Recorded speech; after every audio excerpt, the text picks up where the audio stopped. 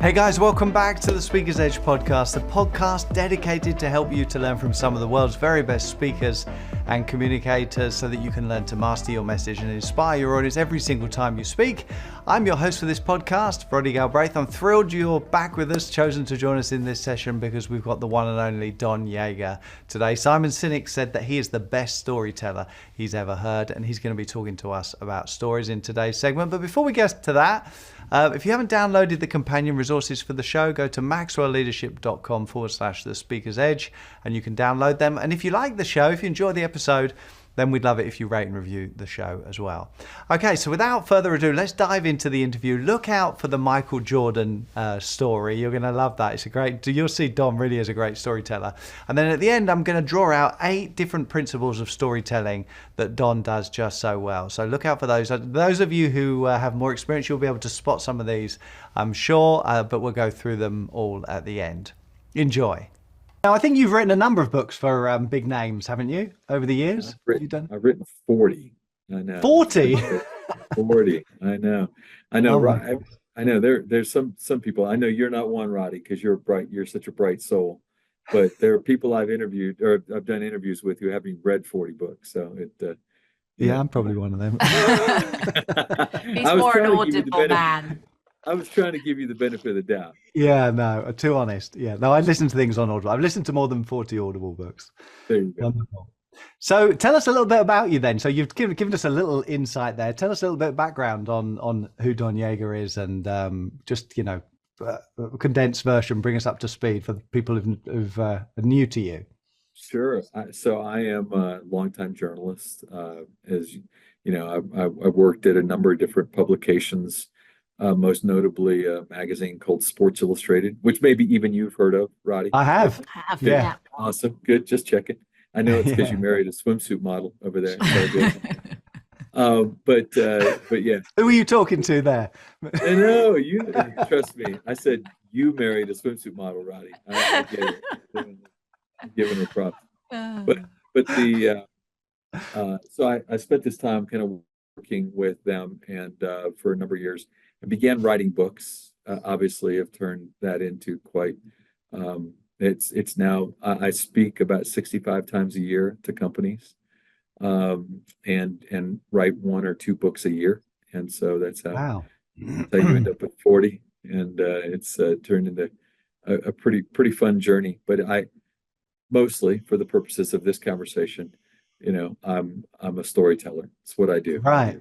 And we met you because you joined the Maxwell Leadership Team as one of our thought leaders. So we're like thrilled that you're part of the extended Maxwell family now. It's really such a great addition having you with us.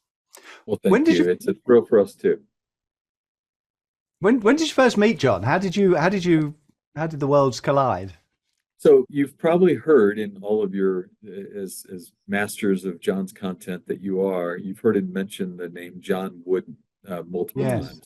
Basketball coach, UCLA. So Coach Wooden and I were really close. We worked together for 12 years, wrote a book together. And when we were writing the book, I asked Coach Wooden who he would love to have write the foreword to the book. And the name that really stood out to him was John Maxwell, who talked about him all the time. But I loved John's work, but I didn't know him. And so Coach Wooden opened the door for me to get to know John. And out of that, our relationship blossomed. And he's, as you know, just one of the most extraordinary thought leaders in the world. So when he asked if I would be a thought leader on his team, the answer is obviously a yes. Yeah, right. Fantastic. That's wonderful. Simon Sinek mentioned you, I know, as one of the best storytellers he'd ever heard. So is there a story behind that? How did you get to work with Simon, or what was the story behind it? We just have known each other. We've worked on stages together. We've been around. And so when the pandemic started, Simon and I were on a call together, just the two of us, and we were talking about what we were going to do with our businesses, right? The speaking world, as you know, right, it just went away. We had to find all new ways of creating. There were no stages to be on, no audiences to speak before, And Simon was looking at changing his business model. One of his thoughts was, I want to start offering up the opportunity for people to learn skills during this window of time that they can apply when the world opens back up. And the number one skill I'd love to teach people is storytelling. And he very graciously said, Don, I've been around you. You're the best storyteller I've ever worked with. Would you teach storytelling to my world? And so I'd always fancied myself or hoped to be thought of as a good storyteller, but I'd never taught it previously. And so I went out and took that invitation from Simon to build a program that today is the number one program on Simon's network of programs on the art of storytelling. Fantastic. That's amazing. Fantastic. And you've taught some of it within the Maxwell Leadership community, haven't you? I know I've been on a call or two. Yeah, where you've been sharing. Done it within the Maxwell Executive Leadership Team, and then also with some of Maxwell's, with some of those who follow John and are part of the Maxwell Leadership Team. What do you think makes a great story? Yeah, I was going to ask that. Well, I think the thing that makes a great story is a feeling, if you're the listener, right, that you can become part of that story, right? That belief that that it's not just your story. I can listen, and you do it well enough that it becomes our story. And good storytelling is quite inclusive. But it's also the point that I'm making there is actually one of the greatest weaknesses most storytellers have. They're so busy telling I stories. It's about me. I'm awesome. Let me tell you what I did. That the listener feels talked to, not talked with, right? And so a great storyteller knows their audience well. And when you know your audience, when you know something about your audience, why do they need to be listening to you? It allows you to begin to find those points of common interest that allow the two of you to be in lockstep as the story is told. The other thing that happens is best storytellers know, instead of telling a story that's an I story, I want to look for a story that can be a you story. So instead of saying I stood there at the top of Mount Kilimanjaro, the most masterful, the greatest mountain on the planet, I experienced an unbelievable journey. You say that you share, you reverse that. So we talk about it, reversing the I-U ratio in good storytelling. You reverse that by saying, you could only imagine what it was like to stand there at the top of the world's greatest summit. You can only imagine what it felt like to look out on all that the earth had to offer. And the difference in the way you as the listener perceive those two different kinds of stories, I stood there on the mountain, or you could only imagine, it's far more inclusive. And a great story includes the listener. Yeah, John says when you're telling a story, relive it and allow the audience to relive it with you, which sounds like something similar to what you're saying. It's not just intellectual information; it's emotional. It's an emotional journey, I guess, that you're taking them. Yeah, but again, and a good journey has highs and lows, right? Yeah, it's not. There's no static to it. That's really important because it's not too high at all times, nor is it too. You have to learn how to, there's modulate. Right. There's some stories I tell that have a high level of emotional content, right? Whereas you're listening to it, man, you hurt for the person that is the centerpiece of my story. Right. So if I kept you there too long, you wouldn't be able to activate, right? You wouldn't be able to join me on the journey. So every once in a while, you have to throw in a joke or something that allows people to breathe and take the opportunity to climb back out of that. And then there is effort to create a journey that makes a story memorable. Mhm. But it's so worth it, isn't it, going through that process? I mean, there's loads of stories that I've heard you share. What's your favorite that you like to tell? Well, there is a story about this basketball opportunity that I had with a guy by the name of Michael Jordan.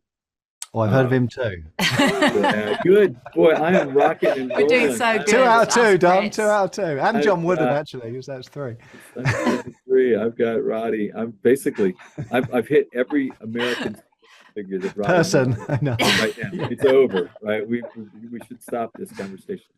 But yeah, Michael Jordan does an old man basketball camp where he brings guys who love to play the game, and I love basketball. I have a full court at my house. Really? Yes. Yeah, I love the game.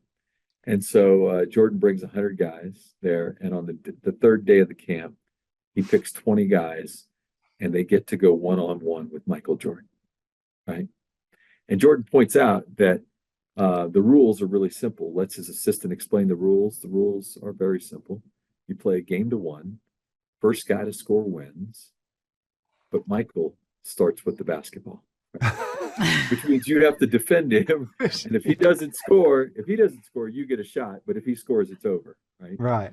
And he points out that in 9 years of doing this, 180 guys have gone up against him, and only 5 have ever scored.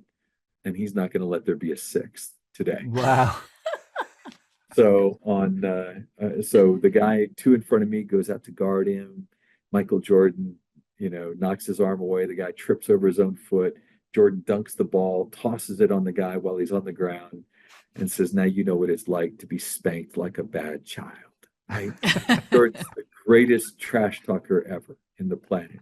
And then 2 guys later comes Don Yaeger, and I decide I'm not going to go out and guard him. I'm going to give him the deep shot, but I'm not going to let him get to the basket. He's not going to dunk on me. And Jordan looks at me. He actually calls me out with his hand. He says, "Are you really going to give me this shot?" And I said, "I don't think you have it in you." 100 guys start laughing, like, who trash talks Michael Jordan at his own event, right? Jordan shakes his head, takes his shot, misses. The ball goes wide left, and I got the rebound, and I took it back outside the 3-point line, and Jordan's stepping out to guard me. And as Jordan steps out, I said, "Michael, aren't you going to return the favor? Like, give me the same space I gave you." And he said, "I know you don't have that shot in you." And as he said that, I stepped back, and from 26 feet, became the 6th player to ever score on Michael Jordan. Good job. I will tell that story every day.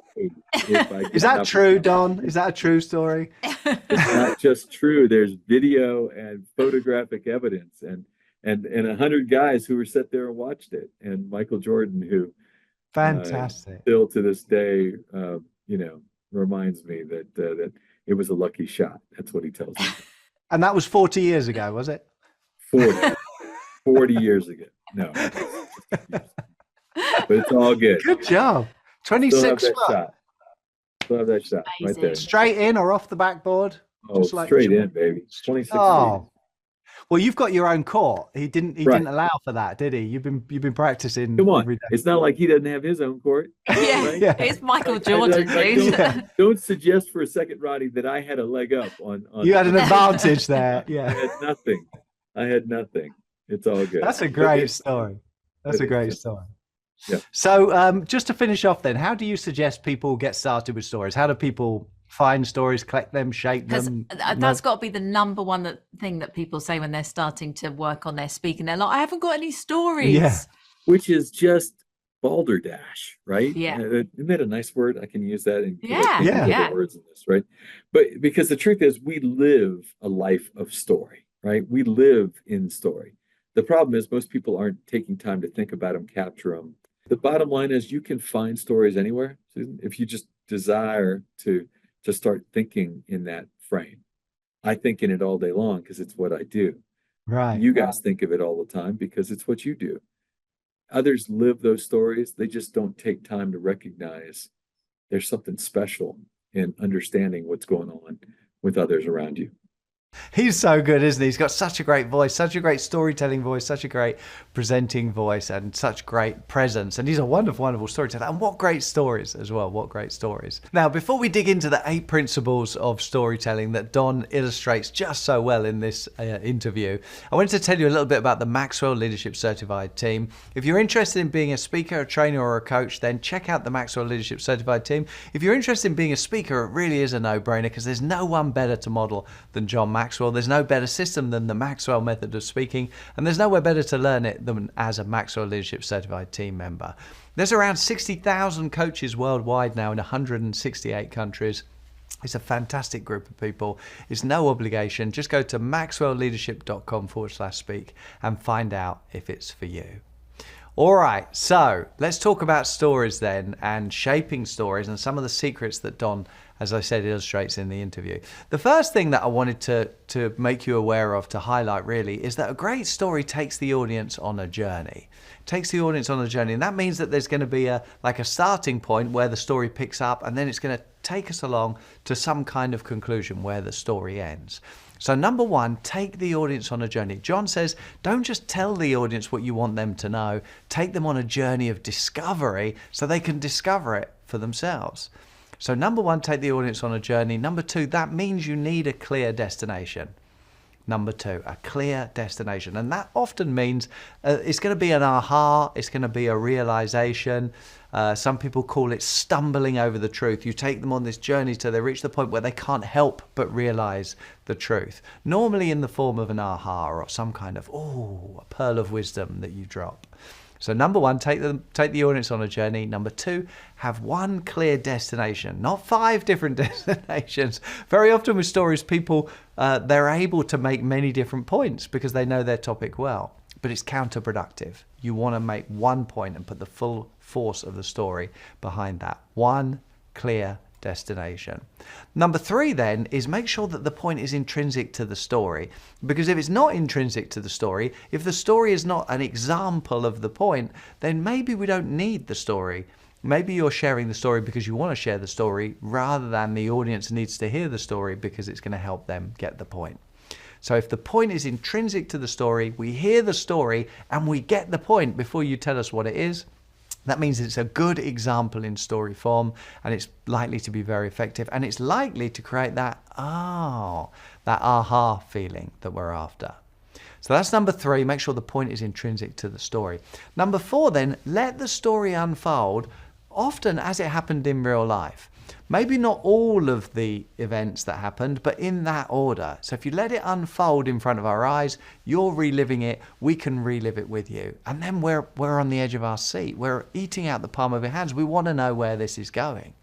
So number 1, take the audience on a journey. To take them on a journey, number 2, you need a clear destination. Number 3, make sure the point is intrinsic to the story. And then as you tell the story, as you relive the story, let the story unfold in front of our eyes. What you want to try and do in doing that is capture within the audience the need to know what happens next. You want the audience like, where is this going? What's going to happen? Because we care about the character in the story or the characters. Very often that's you as the storyteller, but we care about the character and we want to know what happens to them because we're invested. So that need to know what happens next is alive if we're wondering where it's going to go, particularly if there's a surprise storyline. Now you want to make it as efficient as possible. You don't want to put in too much information. Don did a great job of this. There's just the right amount of information in the story. We're never thinking, come on, get to the point, get on with it, get on with it. There's just the right amount. So a great question to ask yourself to facilitate this is, do the audience need to know all of this? Is there anything the audience don't need to know? If you know what the point is, then it's easy for you to go back and say, do the audience need to know this in order to get the point? And if they don't need to know it to get the point, then maybe you don't need to tell the audience that particular point.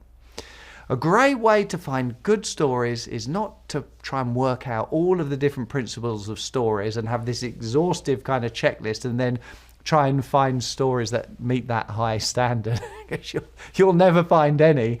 A great way is just work on lots of stories. There's a quality that comes from quantity. The more stories you work on, the better your best stories will be. That will mean that you work on a lot of different stories that don't go anywhere, and that's okay. But the quality will still come from quantity. Let's say you work on 10, 20, 30 different stories. Some of them, working on them might be saying them out loud once or twice and concluding that there's nothing in it. Sometimes you're going to work on them a lot more. But let's say you work on 10, 20, 30 stories. Maybe you'll have 2, 3, 4, 5 really good stories from that process. So think, rather than trying to work out the system and then hunt for the perfect story, just work on lots of stories and you'll find that quality comes from quantity. And then number 8, probably the most important, remember, it's not about you. You're not telling the story because you look good in the story because you want them to be impressed with you. Maybe you do that sometimes, and it's okay for you to look good in the story, but the reason that you choose the story should be because it's the best way to help the audience get the point that you want them to get. If you choose the stories for them and as a byproduct you look good in the story, that's okay. But it's not a hero story about you sharing with them how wonderful you are. That doesn't have the same feel. But you choosing a story to help them understand a point, that's all about them. So one more time then, number 1, take the audience on a journey. Number 2, have a clear direction. One single clear destination. Number 3, the point is intrinsic to the story. Make sure that the point is a part of the story, not something that you tack on at the end. Number 4, let the story unfold in front of their eyes. And then number 5, it's much more likely to capture that need to know what happens next within the audience. Number 6, ask yourself, do they need to know all this? Can I cut it shorter? Can I make it more efficient? Golden rule there is just because it happened doesn't mean you need to tell them. They only need to hear it if it's part of getting the point, or because you decide it's worth it for some other reason, but make that a conscious decision. Number 7, there's a quality that comes from quantity. The more stories you work on, the better your best stories are going to be. And number 8, remember, it's not about you. You're choosing stories to help the audience, not just to make you look great. That's it for this week. Don't forget to download our companion guide. Go to maxwellleadership.com/The Speaker's Edge. We'll be back next week with another great guest for you. And don't forget, communication is a learnable skill. It's a skill that's worth developing. You can learn to master your message and inspire your audience every single time you speak. Thanks for listening today. I'll see you in the next episode. Take care. Lots of love. Bye-bye. God bless.